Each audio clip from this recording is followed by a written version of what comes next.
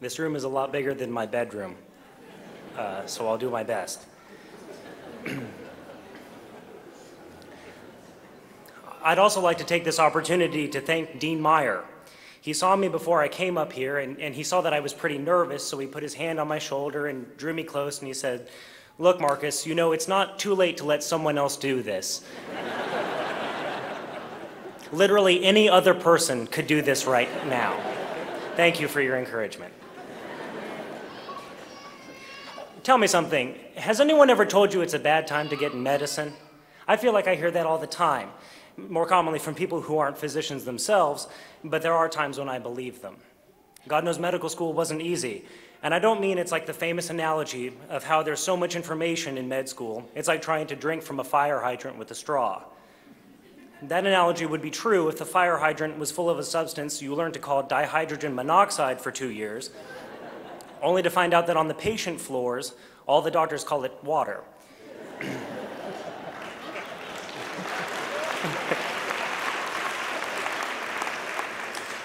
Or maybe that the fire hydrant would sometimes crash and you lose all the water in it. Or maybe sometimes you could take all the water in the fire hydrant and download it at home, but then end up with having to drink an entire swimming pool before the test. A classmate of ours once told me that if later in his career he is ever made to give a speech to high schoolers on career day about what med school is like, he'll just bring a shoebox full of little rings, and when it's his turn, he'll stand and dump them on the table, saying, "Those are all the hoops you have to jump through in medical school."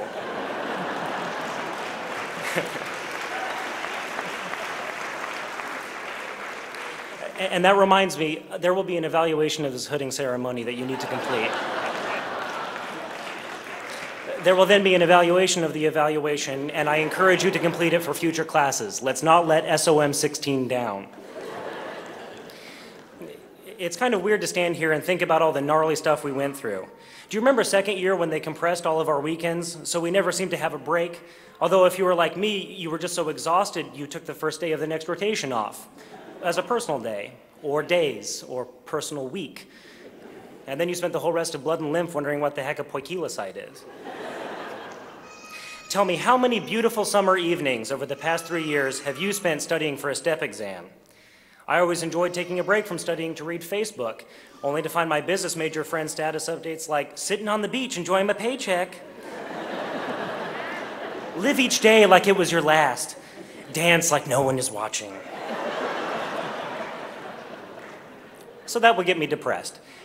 And I'd minimize it and go on to one of those helpful forums like Student Doctor, where every post reads, "So like, I have a 3.9 GPA and got a 255 on step 1. Do you think I'll even match?"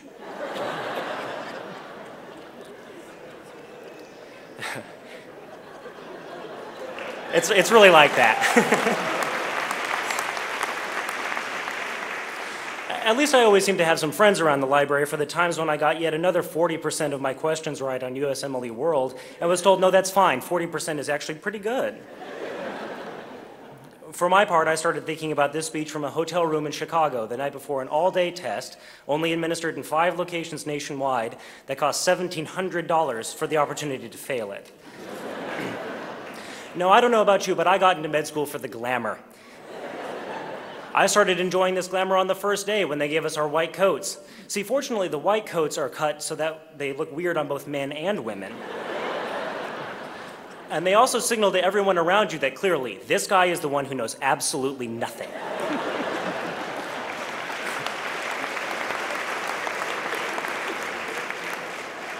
In the event of an emergency, this is the person most likely to get in the way.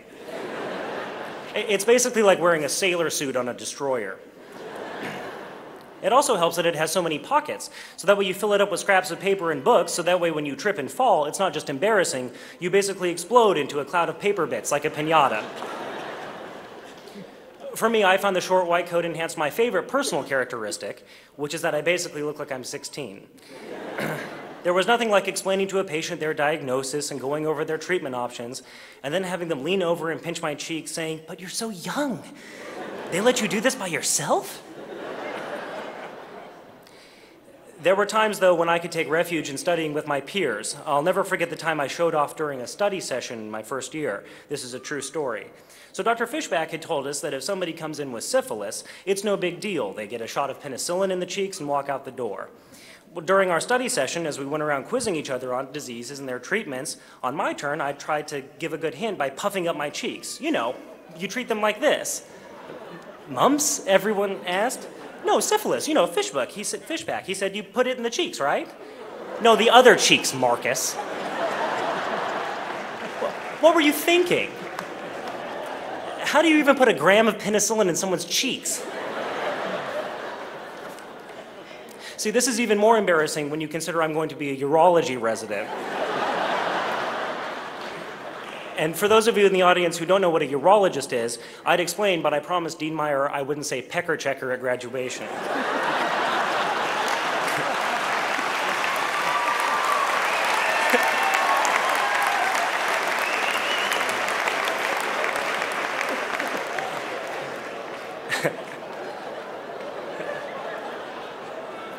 Again, the glamour. Indeed, if I learned anything, it's that my education taught me one valuable lesson. When you're treating a disease, something like Bacteroides, Bartonella, Bordetella, Brucella, or Burkholderia, and you're trying to make up your mind between using cefaclor, cefoxidin, cefprazil, cefixime, ceftazidime, or ceftriaxone, just pause, think back to med school, and try to remember whether its genome is polycistronic, or if it grows on Lowenstein, Jensen, agar, and then, you know, get an ID consult. What are you doing? You know, thinking about it, sometimes med school seems like just a string of stopping points where all of your work could be for nothing if you don't pass or match or graduate. Medical school and residency is a constant, daily assault on your mental and physical endurance. But I have to say, standing in front of you now, it was all worth it, though they make you wear a silly hat even at the end. No, now we get to say it. You accomplished it. You completed the task. You sat there and haggled over every histopath point so you could cross the 92% barrier and get a soup. A barrier, I might add, that was later lowered for other classes, but never mind that.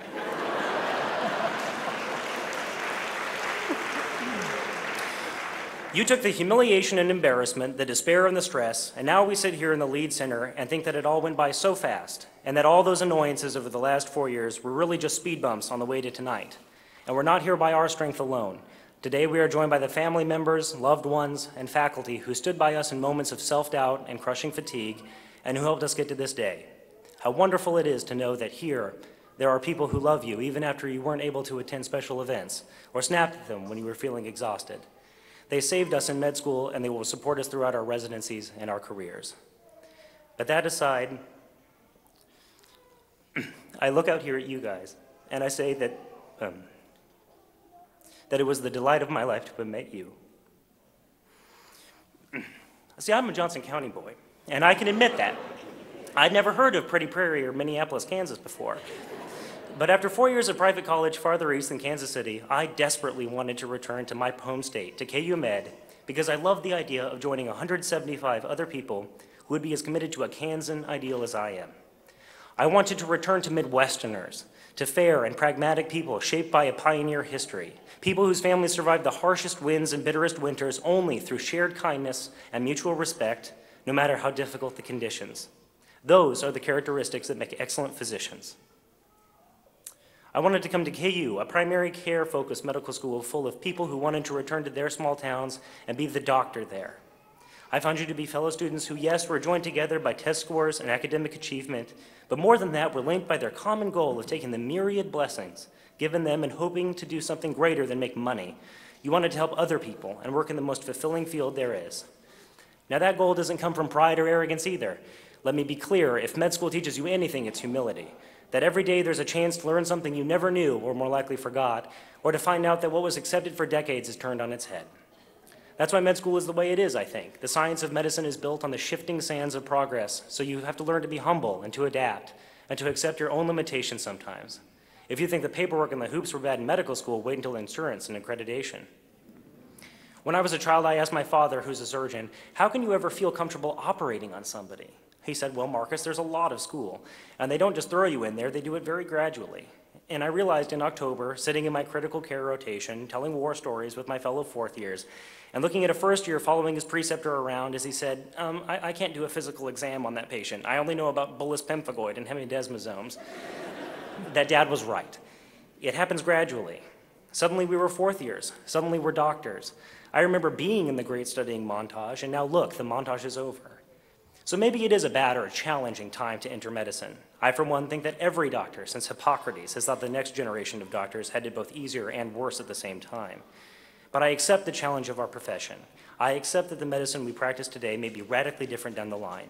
Because I also believe that in times of the greatest challenge and upheaval lay the greatest opportunities to change things for the better. We have a unique role as leaders in the community, as people held to a higher standard. This is not new. You've had to put that in applications every 4 years. But I know many of you will return to Kansas and be just that, leaders for positive change wherever you are. I admire that in so many of you.